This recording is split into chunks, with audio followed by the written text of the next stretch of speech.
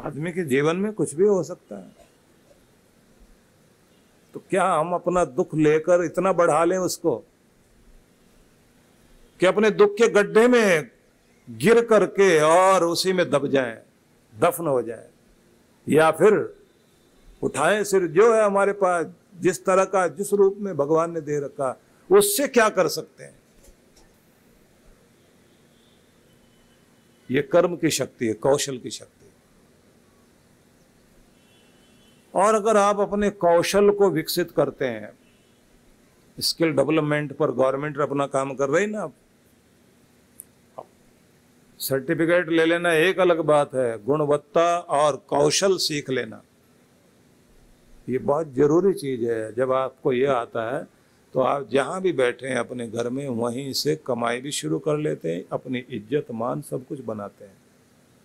अपना समय बेकार की चीजों में कभी भी मत लगाइए, कुछ नया सीखने में, नया करने में, और जीवन के अंतिम भाग तक भी उपयोगी बने रखने में अपने आप को लगाए रखो।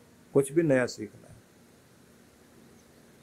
शरीर ठीक रखना है, क्योंकि ये ठीक चल रहा है तो सब चीजें ठीक हैं। शरीर के साथ प्राण, प्राण के बाद मन, मन के बाद बुद्धि। समझ लीजिए, शरीर स्वस्थ रहे व्यायाम से और प्राणायाम से प्राण शक्ति को। रोग में, भोग में, शोक में, भय में, चिंता में, क्रोध में प्राणों पर असर आता है तो अपने आप को संतुलित रखिए। उसके बाद आता है आपका मन, प्रसन्न रहना, संतुलित रहना और अपना कंट्रोल अपने हाथ में रखना, अपने ब्रेक का इस्तेमाल करना। दूसरे के कंट्रोल में अपने आप को मत छोड़ो कि दूसरा चलाए और हम चलने लग जाएं, भड़काए हम भड़क जाएं, रुलाए हम रोने लग जाएं।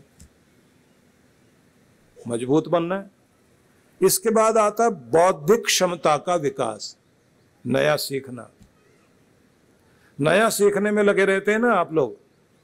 एक बड़ी मजे की बात है कि दुनिया भर में जो नई नई टेक्निक देते हैं ये लोग के याददाश्त बढ़ाए रखने के लिए, और अपने जो ब्रेन सेल्स हैं, न्यूरॉन्स हैं आपके, जिससे आपकी याददाश्त टिकती है और आप ठीक रहते हैं, तो उसे बढ़ाने के लिए जब नियम पूछे गए कि क्या चीज़ करनी चाहिए आज के समय में, क्या चीज़ करे आदमी जो जिससे उसकी याददाश्त भी बनी रहे, ब्रेन अच्छा काम करे, तो दो चीज़ों में बड़ा बल दिया है। अभी जो साइकोलॉजिस्ट हैं हमारे पूरी दुनिया भर के, उनके जो सुझाव हैं वो दो चीज़ों पर है।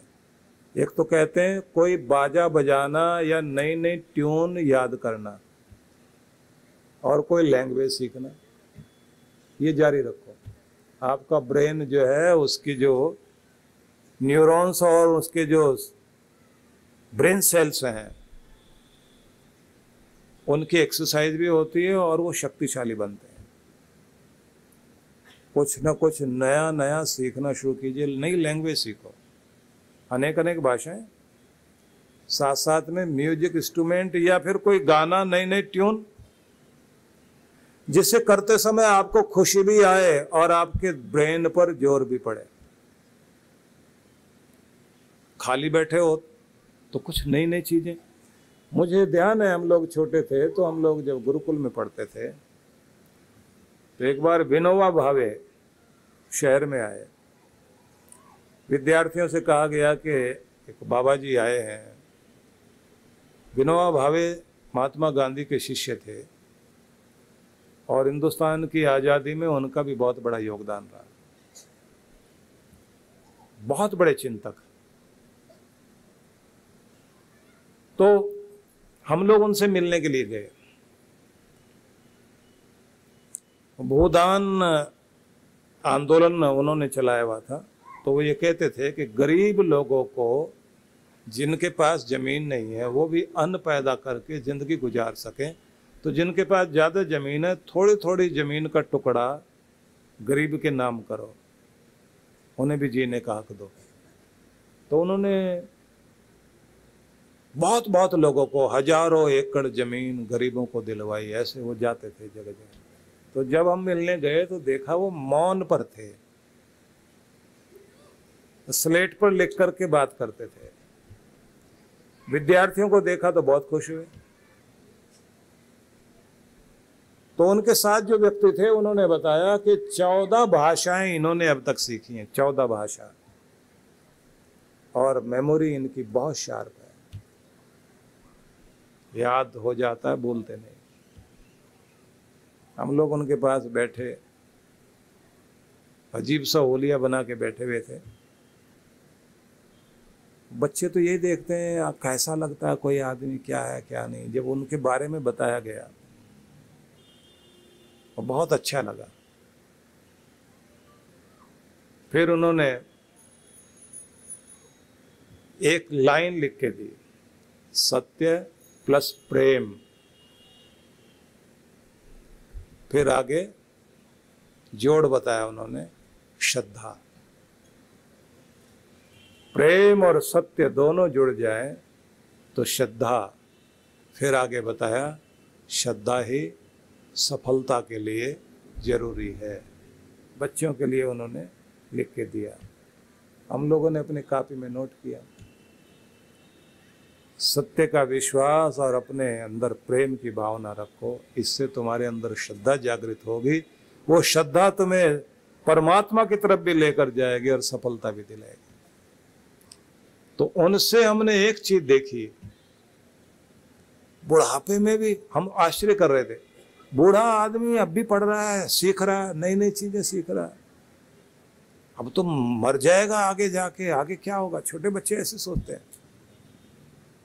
पढ़ने के लिए, सीखने के लिए एक उम्र होती है।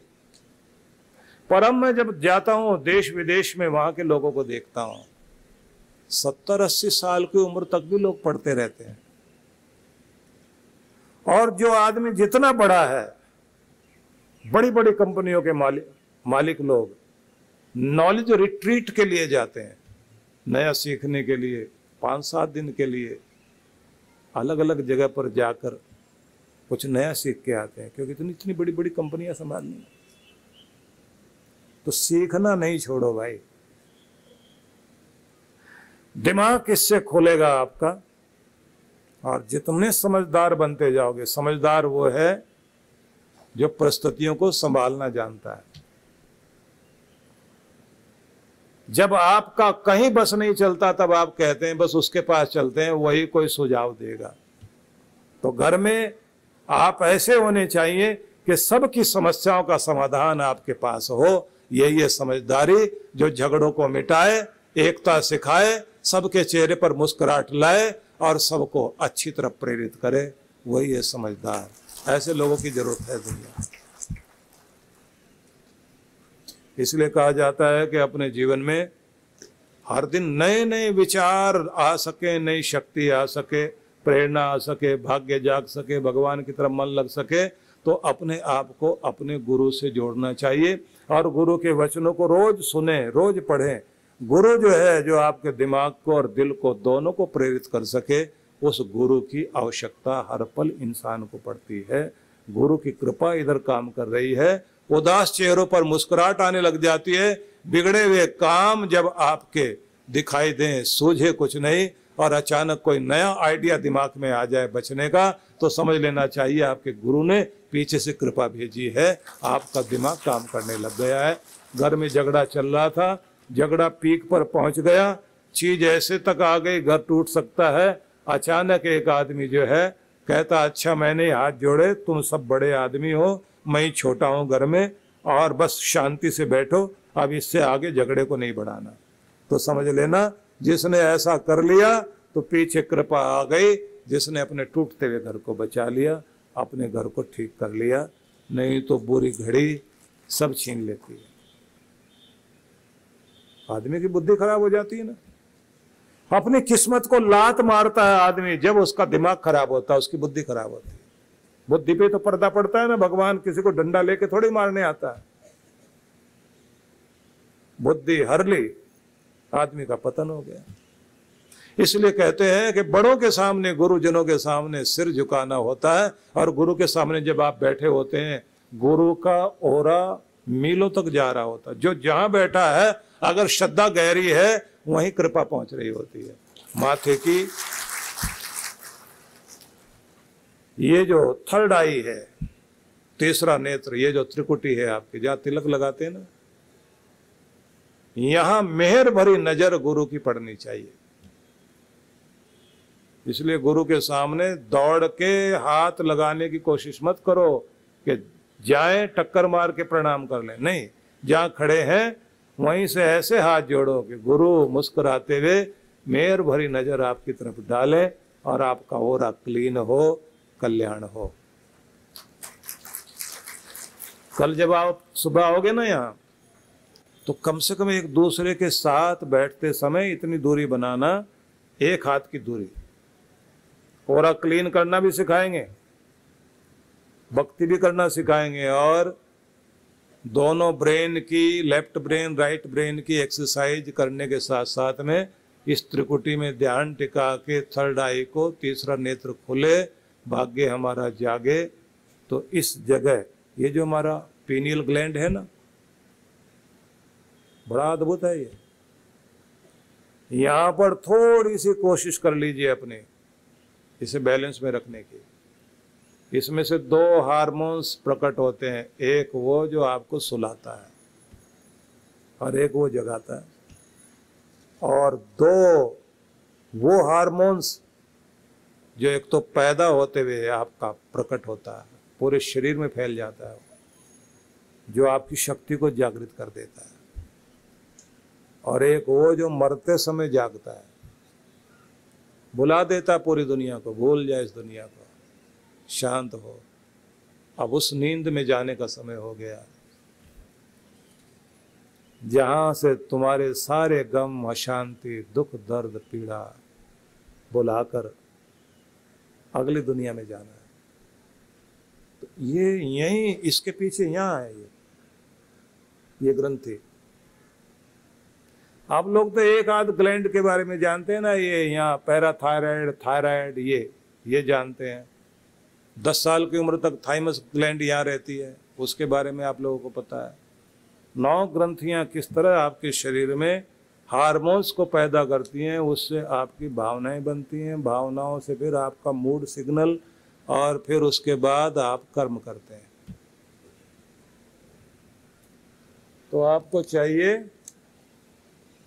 अपने आप को ठीक रखें। और ये जो आप सारा दिन कॉफ़ी पीते रहते हो ना, चाय कॉफ़ी, बचो इससे। इसके बजाय तो ग्रीन टी तो ठीक है, बाकी नहीं। जिनको थायराइड रहता है ना, तो उनको तो कॉफ़ी बिल्कुल नहीं पीनी चाहिए, नहीं तो और बढ़ेगा वो। इसके बजाय जो है ना, वो जो पहले आप 4 मगज होते थे ना, खरबूजा, तरबूज, खीरा और पेठा, कद्दू बोलते हैं जिसको, उसके बीज की गिरी निकालकर बादाम, केसर, किशमिश और कुछ और तत्व डाले जाते हैं, उसको मिला के घोट के जो तैयार करते हैं, वो जो बनती है चीज, वो आपके लिए सबसे बेहतर है। गर्मियों में लोग खसखस डाल लेते हैं, सर्दियों में केसर डाल लेते हैं, लेकिन दोनों का बैलेंस बनाकर अगर आप ठीक ढंग से कोई चीज तैयार करके लें, याददाश्त भी बनी रहेगी, स्वाद बना रहेगा, दिमाग तरोताजा रहेगा, एनर्जी भी पूरी बनी रहेगी। तो मैं ये चाहता हूं कि सभी के जीवन में सब तरह की सफलता के लिए हर दिन प्रेरक वचन जहां से मिलते हों, नया सीखने को मिले, जानने को मिले, तो गुरुजनों के साथ जुड़े रहना चाहिए। हाँ, उनके साथ मत जुड़ना भाई, मैं जरूर अपनी तरफ से आग्रह करूंगा, जो आपको जिंदगी से भागना सिखाए। मुझे बड़ा दुख लगता है जब लोग कहते हैं कि आंख दान नहीं करनी चाहिए, नेत्र दान नहीं करना चाहिए, नहीं तो अगले जन्म में अंधे पैदा होगे, भिखारी को अगर कुछ दोगे तो दिया हुआ मिलेगा जरूर, लेकिन तुम्हें भिखारी बनना पड़ेगा तब मिलेगा। पता नहीं क्या क्या बताते हैं लोग, दुनिया छोड़ के जंगल में बस जाओ, ये कर लो, वो कर लो, सब बेगाना है, सब ये वो, सब झूठ है। जिंदगी भी सच्ची है भाई, और आप भी सच्चे हो और आपका मालिक भी सच्चा है। भरोसा रखो उस पर, अपना कर्म करो। भागने से बात नहीं बनेगी, जागने से बात बनेगी। अपने अंदर जागोगे तो सब कृपा मिलेगी, भागने से किसी को कभी कुछ नहीं मिला। और जिसने अपने मरणोपरांत अपने नेत्र दान करने का संकल्प किया, तो ये ध्यान रख लीजिए, अगले जन्म में उसको तो जो आंखें मिलनी हो तो मिलेंगी मिलेगी, अंदर की आंख भी मिलेगी उसको तो, कि जिससे उसकी समझ के सहारे उसकी भी जिंदगी धन्य हो और औरों की भी जिंदगी धन्य हो जाए। इसलिए ये कभी मत सोचो आपने जैसे दिया वैसा मिलेगा, मतलब भिखारी की सहायता करी तो आप भिखारी होंगे और तब आपको मिलेगा। नहीं, आप कभी भिखारी बन ही नहीं सकते, ये कृपा रहेगी भगवान की। इसलिए दुखी की सहायता करने से सदा के लिए समृद्धि आती है। तो हर चीज सुनने मत बैठ जाओ, थोड़ी तो बुद्धि भी तो लगाओ ना कि क्या सुनना और क्या नहीं सुनना। कान में थोड़ी देर के लिए तो फूंक मारी थी शकुनी ने और महाभारत खड़ा कर दिया। थोड़ी देर के लिए तो कैकेयी के मन में जाके मंथरा ने कुछ कान में फूंक मार के जहर घोला था ना। अयोध्या में राज करने के लिए बैठते राम जी, वनों की खाक छानने के लिए जाना पड़ गया। ये कान में गलत लोग फूंक मारेंगे, जिंदगी खराब हो जाएगी, और अगर सही लोग प्राण फूंकेंगे जिंदगी धन्य हो जाएगी। इसलिए गुरु का चुनाव भी समझ के करिए। और चमत्कार कोई कर दे इसके बारे में पीछे पीछे मत जाओ, बल्कि इस बारे में सोचो कि पूरी जिंदगी ही चमत्कार बन जाए, हर पल हमारा चमत्कार बन जाए। ऐसी विद्या जिंदगी में आ जाए जिससे हमें किसी के पीछे पीछे नहीं भागना पड़े, दुनिया हमारे पीछे आए। भगवान हमें ऐसी शक्ति दे कि हम दे सकें, मांगने की नौबत ना आए। इसलिए मैं आपको कहूंगा वो चीज मांगो, समस्याओं को सुलझाना आ जाए आपको। आइए मिलकर उस मालिक का ध्यान करें। एक बात आपको और कहूंगा, देखिए, प्रार्थना से शांति आएगी, वाणी के संयम से शांति आएगी, घर को और जीवन को अनुशासित मर्यादित बनाओगे तो जीवन में शांति आएगी, प्रकृति के साथ जुड़ के रहोगे तो जीवन में शांति आएगी, उत्तम विचार आपके मन में रहेंगे वो भी आपको शांति देंगे, अच्छी संगति आपकी जिंदगी में होगी तो वो भी आपको शांति देगी। क्योंकि भगवान ये कह रहे हैं कि शांति हो तो सुखी होगे। सुलझने से शांति आती है, उलझने से नहीं। और समय पर काम करना, अवसर को पहचानना, उसका लाभ लेने से भी शांति आती है। कर्जा सिर पर नहीं बढ़ाना, लेकर किसी का रखना नहीं, किसी के किए को भूलना नहीं, जिंदगी में शांति जरूर आएगी, सच्ची शांति आएगी। लोग देकर नहीं बोलते, लेके बोलते हैं। तो आपको ये नियम अपनाने जिससे आपकी जिंदगी में शांति आए, सुकून आए। परम पूज्य श्री सुधांशु जी महाराज के पावन सानिध्य में गुरु पूर्णिमा महोत्सव। गुरुदेव करुणा सिंधु करुणा कीजिए। 16 से 17 जून 2023। कार्यक्रम की रूपरेखा। दिनांक 16 जून सत्संग प्रातः 10 से 12 बजे, सायं 5 से 7 बजे। दिनांक 17 जून गुरु दर्शन, गुरु पूजन एवं सत्संग प्रातः 9:30 से 12:30 बजे। सत्संग स्थल गणेश कला क्रीड़ा रंगमंच, नेहरू स्टेडियम के नज़दीक, स्वार गेट, पुणे 42। आयोजक विश्व जागृति मिशन पुणे मंडल। संपर्क सूत्र। आप सभी इस कार्यक्रम में सादर आमंत्रित हैं। परम पूज्य श्री सुधांशु जी महाराज के पावन सानिध्य में गुरु पूर्णिमा महोत्सव। तुम्हारे दर से दिलों लगे हैं, ये सब तुम्हारा करम है दाता, के बात अब तक बनी हुई है। दिनांक 18 जून 2023। समय प्रातः 10 से 1 बजे। सत्संग स्थल वरदान लोकाश्रम काजूपाड़ा, घोड़बंदर ठाणे रोड, मीरा रोड पूर्व, जिला ठाणे। आयोजक विश्व जागृति मिशन मुंबई मंडल। संपर्क सूत्र। आप सभी इस कार्यक्रम में सादर आमंत्रित हैं।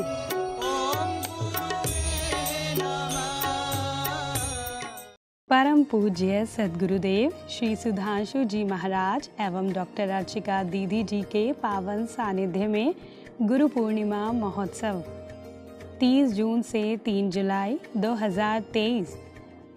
कार्यक्रम की रूपरेखा। शुभारंभ 30 जून सायं 5 बजे सत्संग। 1 जुलाई प्रातः 8 से 10 बजे मंत्र शक्ति ध्यान। सायं 5 बजे सत्संग। 2 जुलाई प्रातः 8 से 10 बजे मंत्र शक्ति ध्यान। 10 से 11 बजे गुरु मंत्र दीक्षा। 11 बजे दिव्य शक्तिपात। सायं 5 बजे सत्संग। 3 जुलाई प्रातः 8 बजे गुरुदर्शन एवं गुरु पूर्णिमा सत्संग। सत्संग स्थल शक्ति टेंट द गोल्डन डेकोर, नज़दीकी जापानी पार्क, सेक्टर 12 रोहिणी, दिल्ली। आयोजक विश्व जागृति मिशन नई दिल्ली रोहिणी मंडल। ऑनलाइन या ऑफलाइन मंत्र शक्ति ध्यान के लिए संपर्क करें। आप सभी इस कार्यक्रम में सपरिवार सादर आमंत्रित हैं।